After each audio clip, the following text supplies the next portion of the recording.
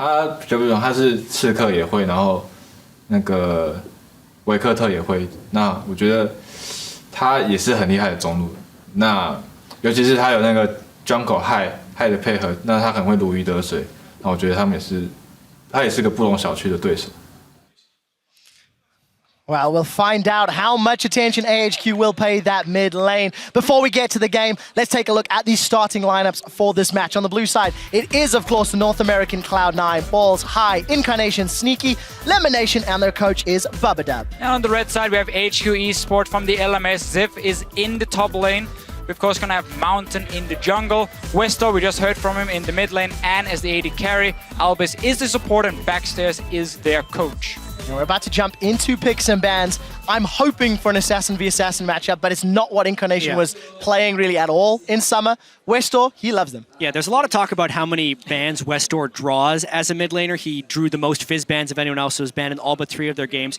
But AHQ actually spent more bans on opposing mid laners than were targeted at Westor. They banned Azir in pretty much every game and Cassiopeia in half of them. So Westor actually has a very small and limiting champion pool, and his team actually bans to protect him in those situations, which makes Incarnation's vast champion pool actually a bit of a concern. It helps when he is then roaming to help out the rest of the team, of course, if you're investing in those bans, which is something we don't see from Incarnation at all. Very true, but this AHQ lineup is no longer about Westor. Ziv was the MVP up in the top lane and has been the main carry for the team as well.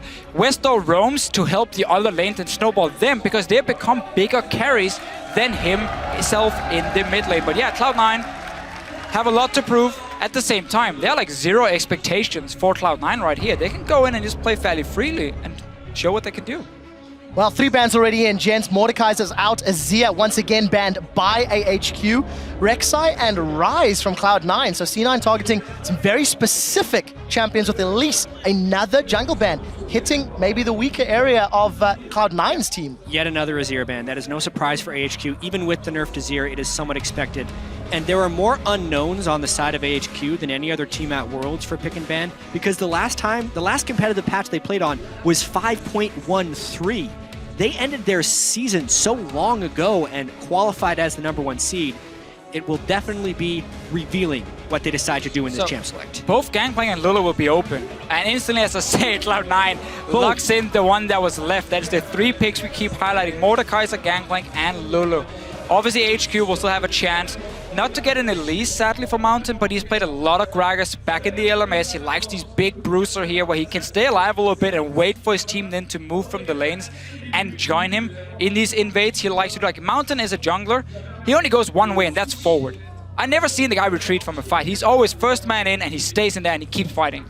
Traditionally, standing at the end of it as well. AHQ have been incredibly dominant in their region, only dropping 3 games all summer long. You contrast that to Cloud9, it was only 3 series they managed to win all summer long. Maybe it's an overstatement. And in those 3 series, they dropped more games than AHQ did in their entire split.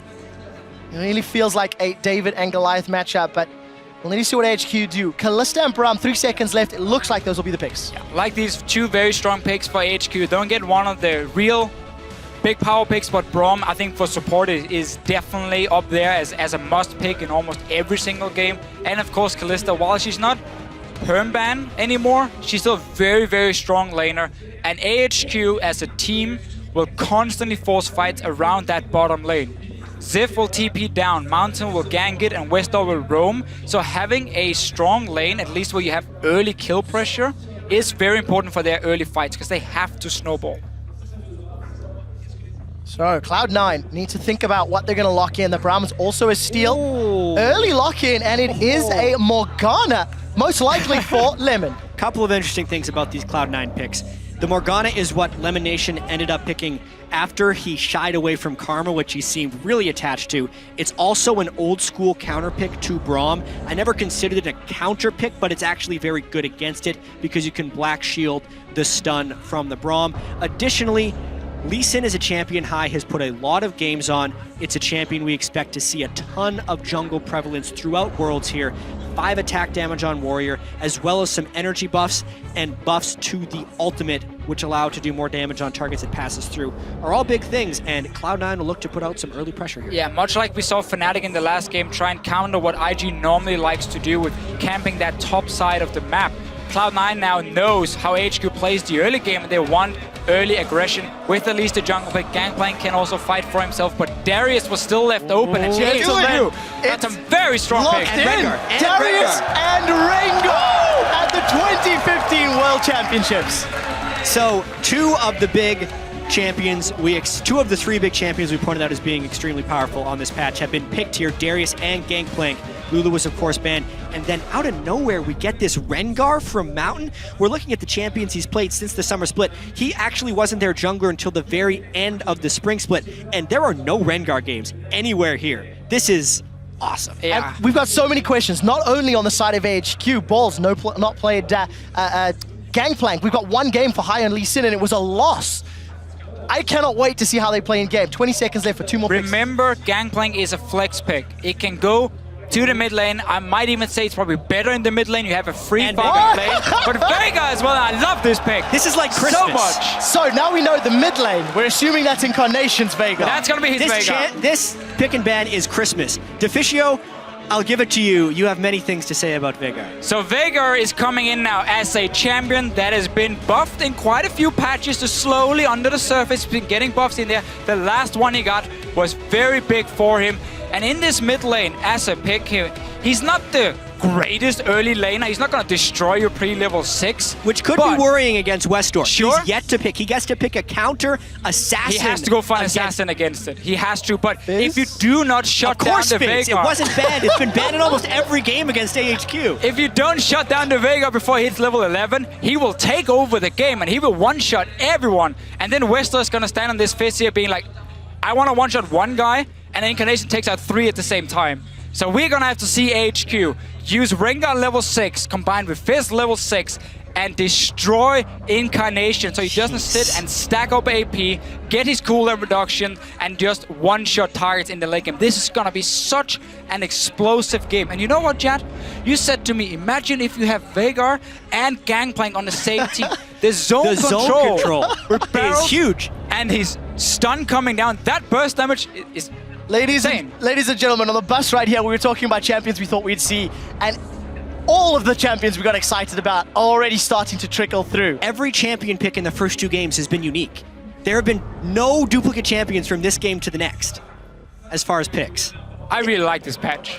Now the question is, so far, this is still I just like it. This is still very snowbally, as I'm led to believe. If Darius gets ahead of Rengar, gets ahead, if Veigar gets ahead, etc. It's the meta. It's also gonna the teams. out of control. Like, AHQ needs to fly ahead of the opponent to win, and they do it very often. And they've got the tools to do it again. Here's your team compositions, ladies and gentlemen. They need level 6 this time around for AHQ, and then they can go crazy. Let's find out, because we are exceptionally excited. Jump on Twitter once again, hashtag C9win.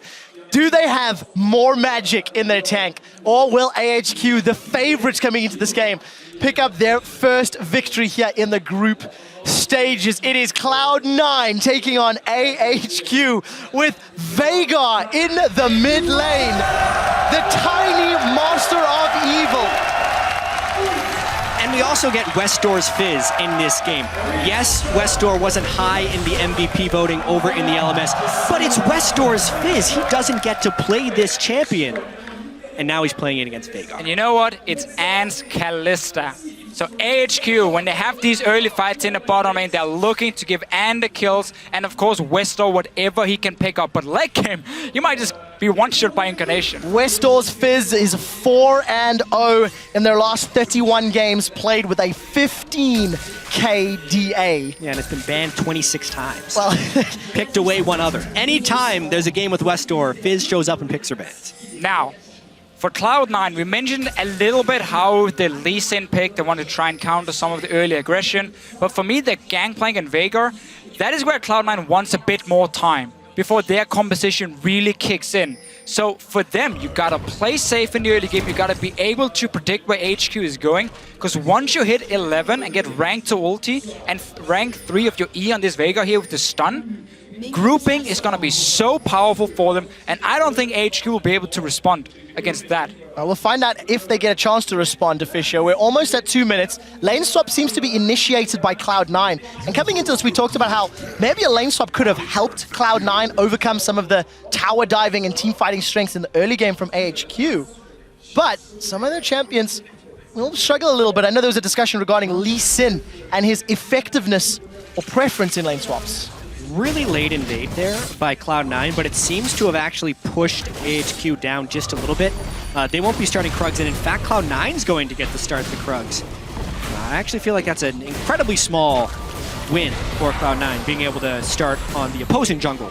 So what both teams could look to do, if you value getting that early experience for your AD carry and support, is you fast push the first 2 waves and then you bounce it on the tower and you freeze it from there, and you try and just get a high level AD carry who can 1v1 the enemy top laner. For now though, both teams obviously instantly in. You see Albus on the bottom side of the map warding up the jungle of Cloud9, because now they gotta make sure that High and Balls can move down and start farming on the side. But we see Cloud9 already sending members. You have to respect this roam right away. Whenever there's an AD carry, the support goes rogue.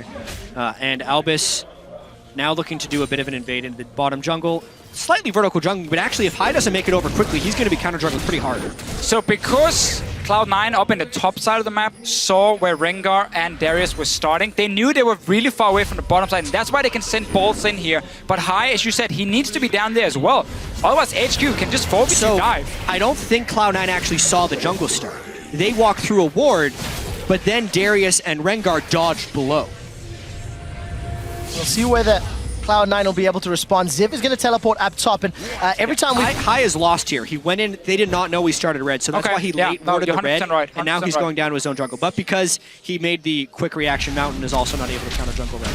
So one thing I do want to keep an eye on, every time we look middle, by the way, Incarnation farming with that Baleful Strike, he's already got plus 10 AP for free, and I want to track just how high that goes. You want to know the funny thing about Rengar is, you don't even need that bonus AP.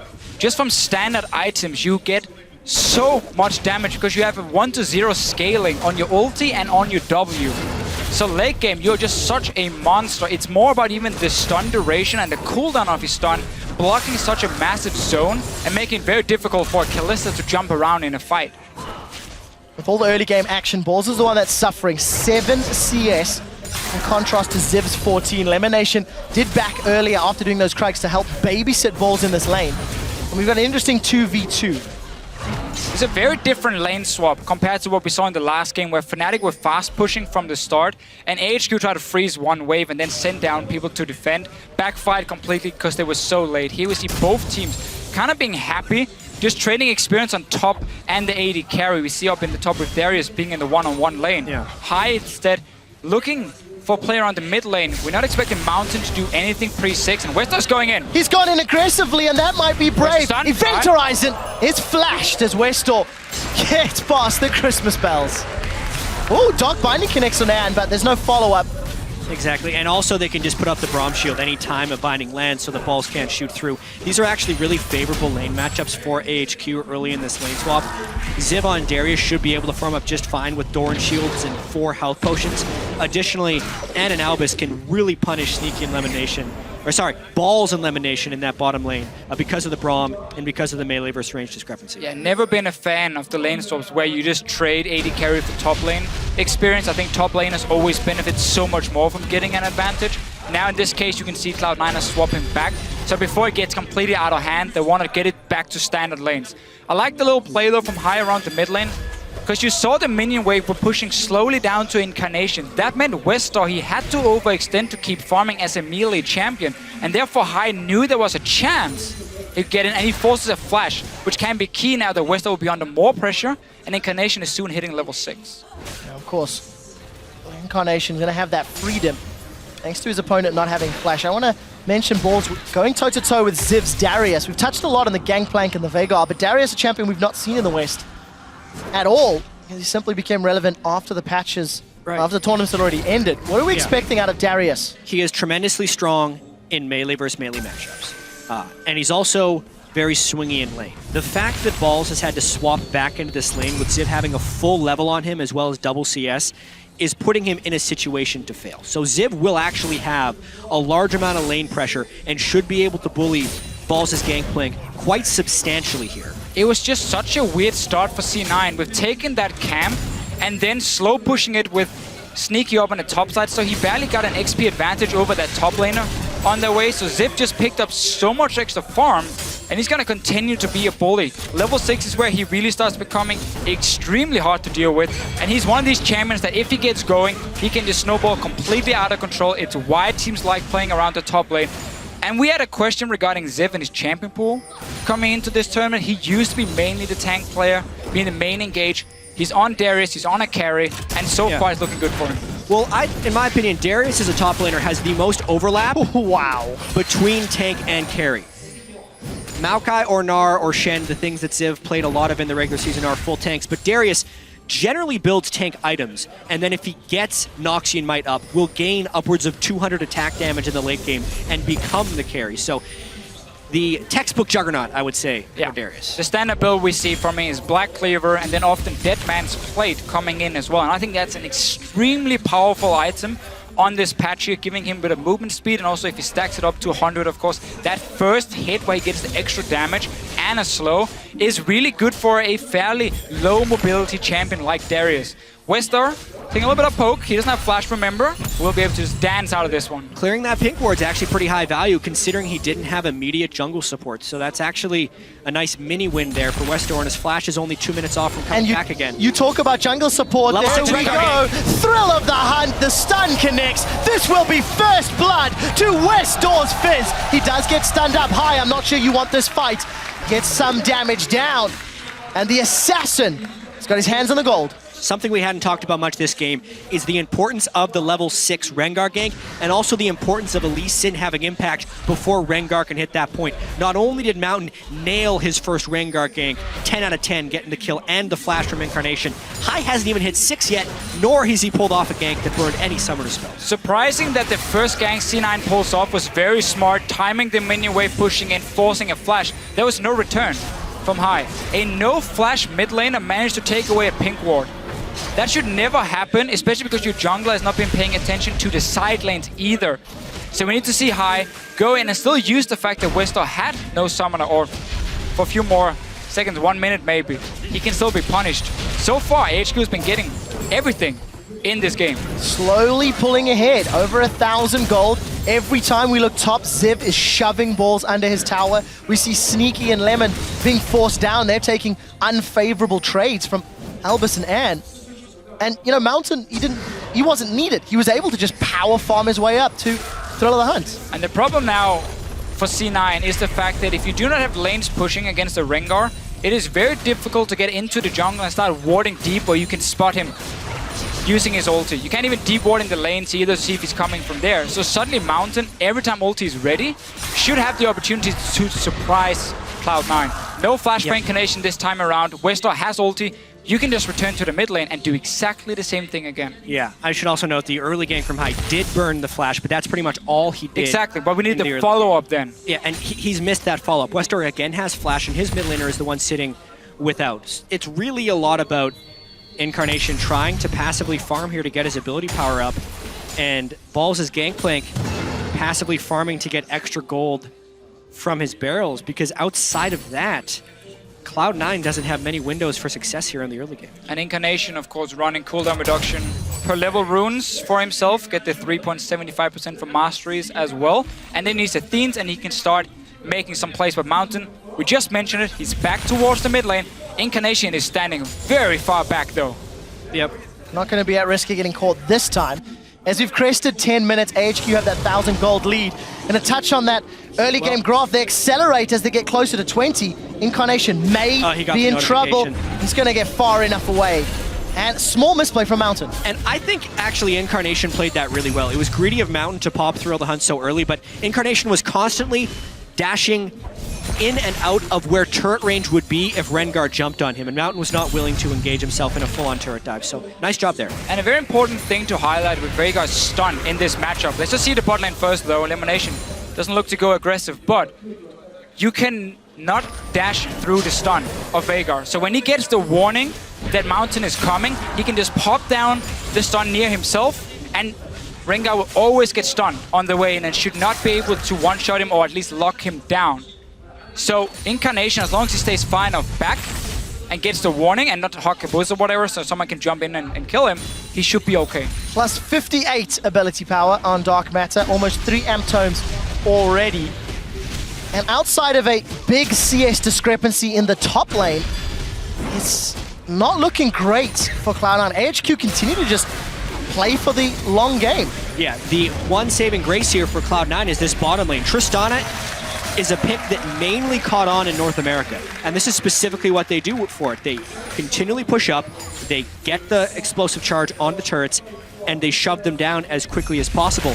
Even though Sneaky was top lane for the early start of that lane, he still gets the turret. And even though the rest of the game was going towards AHQ, that turret gold is going to come in really handy if they can withstand the rest of these ganks. Well, Mountain wants to get balls. Apprehend connects, as does the Decimate. That's a flash away. The teleport from Incarnation gets cancelled by Chum the Waters. Westall gets away. While all that is going on, Lemon, Sneaky, and High take Dragon number 1 after taking Tower number 1. Yeah, Mountain wasted that ulti in the mid lane before, so didn't have it ready for the dive up top, and then C9 using all the globals they had ready. High just making Westar use a bit of mana, and now he cannot clear the wave because they're already pushing on it. And Cloud9 is rotating around Sneaky to get the explosive charge on turrets as quickly as possible and trying to punish the low wave clear of the Fizz mid. Cloud9 is still very much in this game, getting the Dragon, avoiding the dive in the top lane, and also getting that bottom turret. It is putting the emphasis on AHQ to start fights, which shouldn't be a problem, but they haven't found the fights yet. One of the main things for Tristana when she became a pick was that she was good in lane against Kalista. You could out-trade the Kalista with the early trades because you had your E doing the physical damage, and then once you get towards these towers here, because Kalista is a fairly slow wave clear and basically very limited before Hurricane with the wave clear, Tristana will always get the 4-5 hits with the bomb exploding. So C9, when you have a Veigar, when you have a Tristana and a Black Shield, that's a very, very strong siege composition for them against absolutely no defensive wave clear on the side of AHQ. So AHQ are looking to open up the map soon and start fighting. They do not want a longer laning phase. They need to start getting these roams and creating these picks. Otherwise, Cloud9 can just easily group. Incarnation is getting very close to his 11, and then suddenly it becomes very bad for AHQ. Well, AHQ do look to secure their first tower in a moment or two. The next wave is busy conga lining down. Balls still 35 CS down. But while he's unable to defend top, AHQ are under pressure middle. It looks like Lemon will be aiding Incarnation, and High's just waiting in the wings. So what Sneaky wants to do here is push up the bottom lane to apply pressure and force someone to defend, and then he can just rotate to the mid lane, group up with Incarnation, and take down this mid tower. You can see him already move away and start moving through the jungle, or at least trying to. Then they spot Rengar on a lot of these deep wards, and now he can safely just jump away. Very, very good wards from C9. They know which lanes to play around, bottom side and mid lane, because those are the outer turrets you're aiming for. Let Balls just try and farm whatever he can up top. So Mountain's first ultimate was fantastic. The following two, optimistic. Yeah. They've not paid off. Just a quick difference in their item builds as well. Moby Boots, both warrior enchantments. Moby Boots for Mountain versus the Sightstone for High. So still fairly squishy on both sides of the jungle camp. And this would normally be the time in the game where AHQ would be taking advantage, but they just strictly don't have the wave clear, and that's the stun! Oh, he's down! Sneaky gets the kill, even an assist for Balls. They're gonna turn their attention to the tower as that cannon barrage helps to clear the wave. C9 might be behind in gold, but this composition when it gets to siege on a tower is so deadly. You see the stun, the chain CC coming, and you just burst down one target. They are so far ahead in map pressure as well. Westar would have to fight, and they just keep chaining. Cloud9 is on a rampage. Oh, there we go. Wait for Eventorizer to come back up, and Incarnation will say, I'll have another. They've decided to back away for now. Look at Westar. He was in the river. And because Ziv was called down, Balls gets free time in the top side. The pressure and the tempo is so heavily in Cloud9's favor, it is catching AHQ way off guard. AHQ in the LMS is used to playing a laning phase where they always get slightly ahead. They're then used to getting out of the laning phase and just take team fights left and right, and they win them and they get so far ahead of the other team. Now, they're suddenly against a group of guys who can simply move up to a tower as a unit and just slowly but surely they look for a pick or they just take down the tower. And AHQ needs to respond by flanking them and getting a massive team fight. And this game could very easily become a bloodbath with the way it's progressing. Both teams have multiple turrets down, and LMS, much more than North American or European LCS, fight over the dragons, specifically if the other team is trying to chain them. It was actually really strange that Cloud9 was able to get that first dragon, which means AHQ is putting even more priority on preventing the second one. And since Cloud9 does have turrets down already, the next course of action would be to start securing those dragons. This fight in 90 seconds could be massive. Level 11 for Incarnation. He's got 120 bonus ability power thanks to that passive on Baleful Strike. And we did see AHQ grouping around the dragon. So for Cloud9, where is their next move? Mountain does have Thrill of the Hunt on, and he's thrown it down.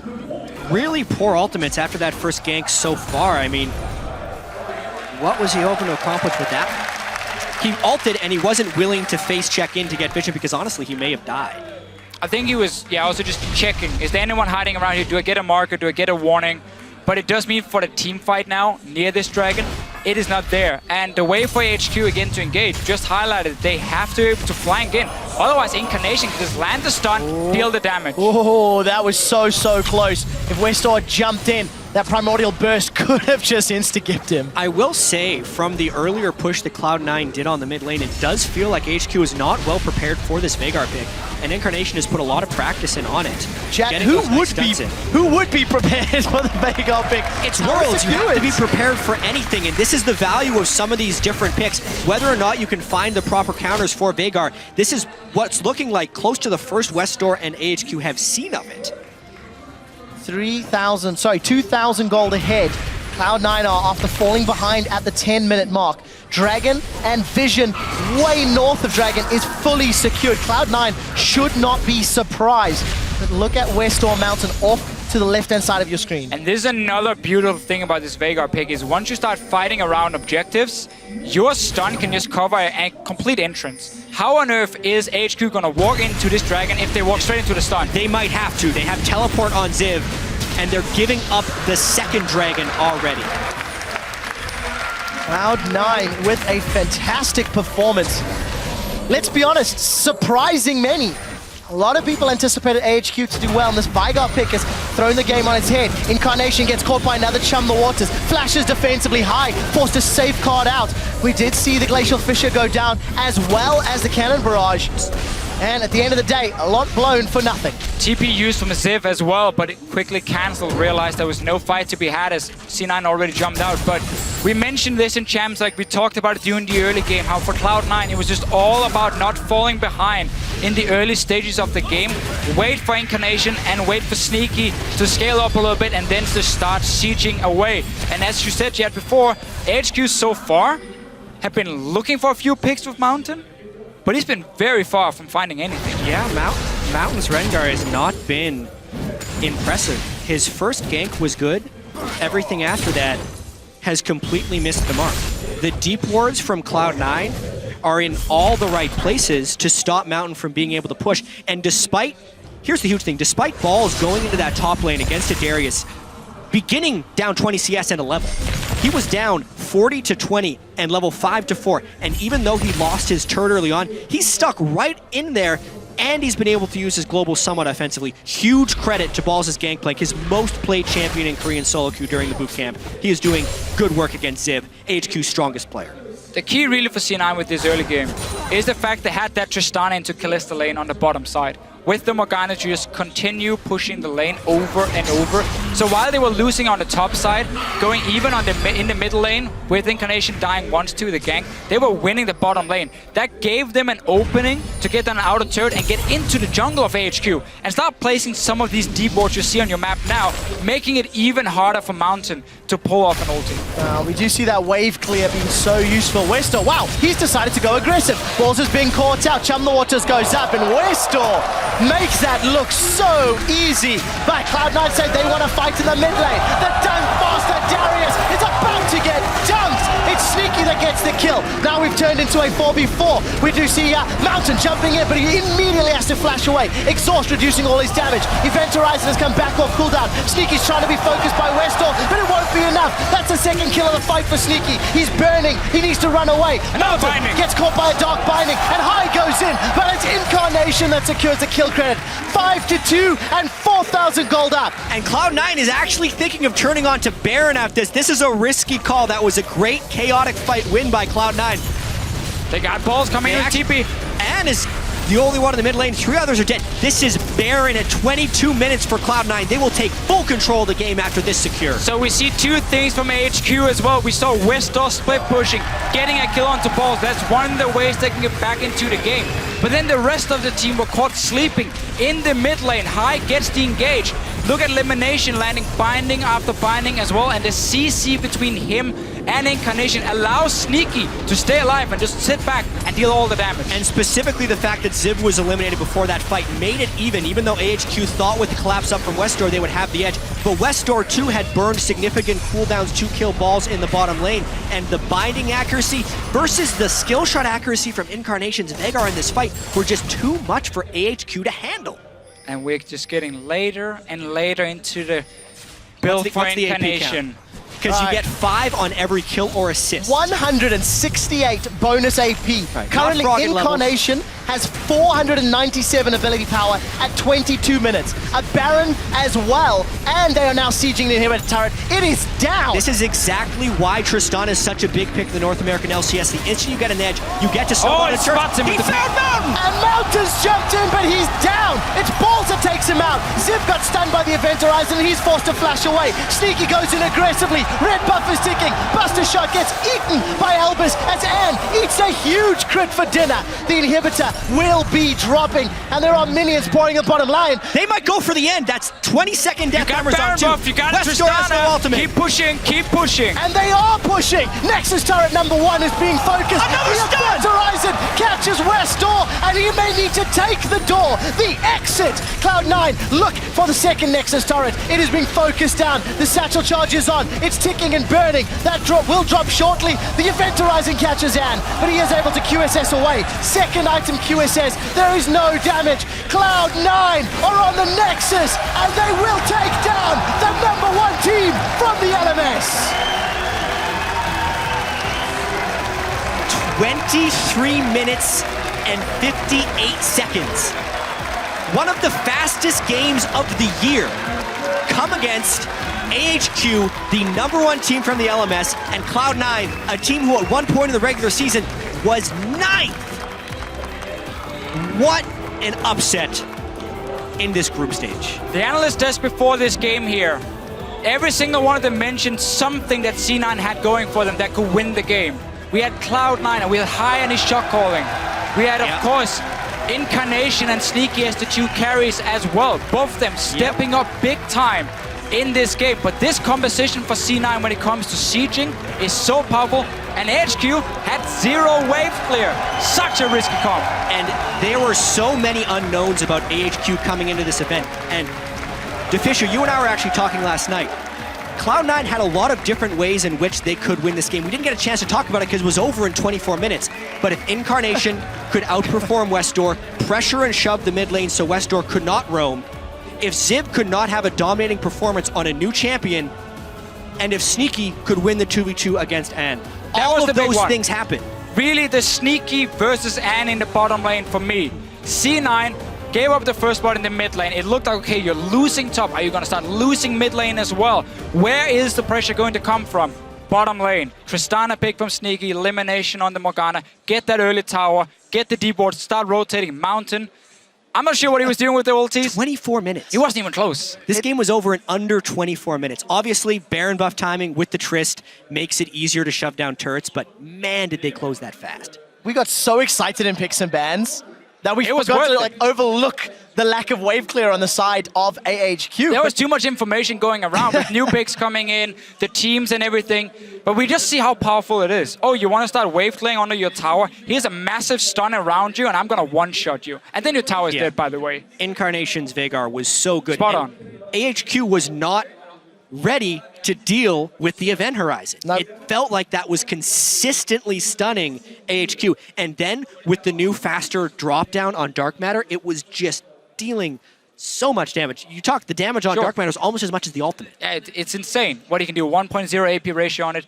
Still though for AHQ, a thing we saw a lot in the LMS was Ziv was the main engage in the top lane. On Maokai and so on, could TP in. He was the guy starting fights. With him now playing Darius and so on, he can no longer be the main engage. Yeah. And we saw the focus be switched over to Mountain on this Rengar pick.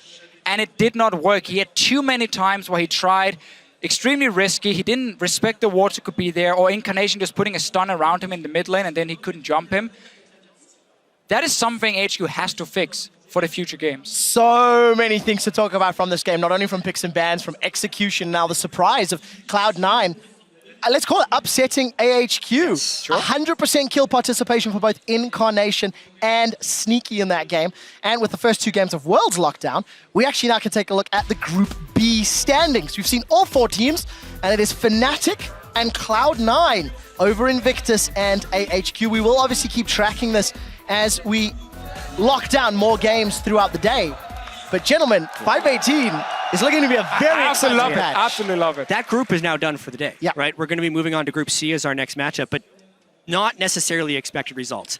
Europe and North America atop the group at the start of the day against LMS and China. That was not expected by many people, I have to say. And even if you had predicted the result, the manner in which the results were secured is even more of a talking Very point. one-sided game. I mean, you could argue that Cloud9, they went slightly behind in the first 10 minutes, but they accelerated over the next 13. That was their composition. Their composition had to fall behind a little bit. AHQ had 2 kills. Oh, it was incredible. Against Gentlemen, we'll have to talk about this off-air a little bit later. For now, we're going to head to Shox, who's standing by with Cloud9's European mid laner, Incarnation. Thank you very much, Trevor. I love how you European mid laner, if we didn't know, but congratulations, Incarnation. A victory here for Cloud9, and I think it's safe to say that a lot of people hadn't expected that much from your team coming in, so tell me how you went, or what your mindset was going into this one. I felt like a lot of people underestimate us because we got 7th place, but with Hive, we've always been playing really good, I would say. So it was really weird to us because we personally feel like we're a good team, so yeah. Well, that's the most important thing. How much do you think, Margin, you've improved from making that fantastic run for you guys for qualifying for Worlds and then going to Korea to bootcamp? How has that helped you personally? It's helped me a lot because in Korea, we played against the top Korean and Chinese teams, and they're all really good mechanically. So I learned a lot playing against the top players there as well. It's quite interesting because you're kind of a rookie here at the World Championship, while you have a lot of people in Cloud9 who've been to the World Championship a couple of times and maybe didn't have the biggest hopes going into the tournament. How is that contrast within the team? Well, I feel like we have good expectations of ourselves, and we know we can get far in the tournament if we really play well. So it didn't really affect us. How does this win and the fact that Fnatic did so well versus IG maybe change your thoughts about the group? We know Fnatic is a really good team, so we kind of expected them to win. I feel like I felt like we had pretty good chances going into this match as well. So yeah. Yeah, finally, we have to talk about that crazy pick and ban phase and about your Veigar pick coming out. Tell us, what was the plan around that, and were you going to go for that no matter what? Yeah, more or less. We played some Veigar, and we had a lot of success with it. So yeah, it was pretty much planned from the start. Pretty much planned, and it went pretty well. Well, congratulations. Yeah. Thank you very much. Incarnation, that is Cloud9 winning over AHQ. We have to take a short break, but when we come back, we'll be back with a rematch, Faker versus Ryu. More World Championship action with SKT versus H2K right after this.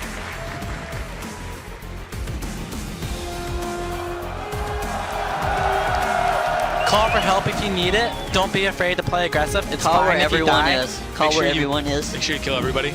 But they just strictly don't have the wave clear, and that's the stun! Oh, he's down! Sneaky gets the kill. I have my KG off, my KG off. Whistler, fist, last name, fist, last name. No, Nice. Okay, back. This guy? He's stunned? Yeah, I'm here. F, ulting, 13. I'm pretty low. Okay, back. Super low. I can TP in 10. I can TP in 10. And Mountain's jumped in, but he's down. It's Balls that takes him out. Ziv got stunned by the event horizon, and he's forced to flash away. And they will take down the #1 team from the LMS.